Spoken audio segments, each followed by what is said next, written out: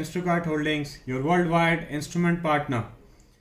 We've got some pressure transmitters with us, and I just thought I should give you a walkthrough of these pressure transmitters and some basic know-hows of pressure transmitter before you try to purchase any kind of pressure transmitter. So these are the transmitters with different ranges, different thread size, different material. So we just want to understand that whenever you buy a pressure transmitter, you need to have certain things in your mind, like what is the range you are trying to take. So what is the pressure range of the application? Based on that you should buy the pressure transmitter. Then comes the thread size of that. So thread size starts normally from quarter inch, half inch, 3/8, 1 inch. However, if you don't have the right thread size, there are reducers available in the local market where you can convert the thread size according to your application. Another thing which you want to see is the mounting type. So this is a very standard one, which you can see a small hole over here. However, there are pressure transmitters at the bottom. You can see the entries like this, which means this is flush diaphragm. It is used to take the pressure based on the volume or based on the surface. This is again the same flush diaphragm. Now you get the O-rings to check on the media basically. Another thing which you have to consider is to see what media you are checking, whether it is air, water, gas, corrosive, and any other media which is used for this pressure transmitter.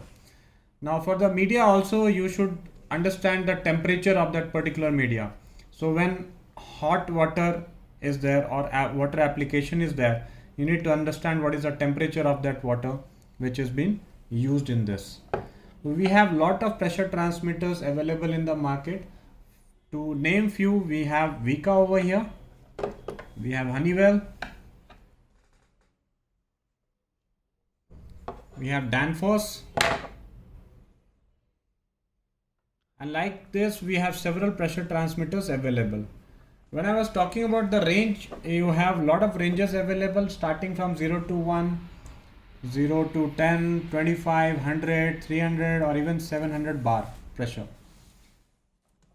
Another aspect which you want to check is the output of this pressure transmitter. Maximum pressure transmitter has 4 to 20 milliamps output or 0 to 10.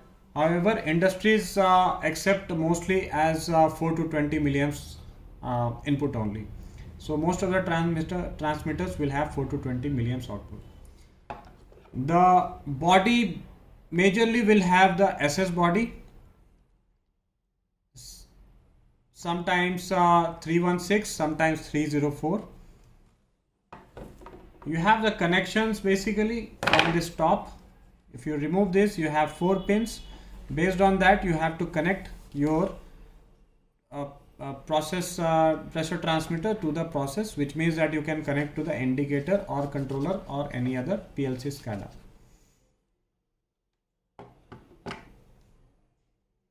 You also have to understand the thread type, basically whether it is BSP or NPT or how it should be used in the process. So different process, different transmitters, different need, and you need to choose based on that. I hope this video will help you to choose the right pressure transmitter. However, if you need more support and help to get the right pressure transmitter from us, you can always reach our expert at instacart.com. Thanks for watching.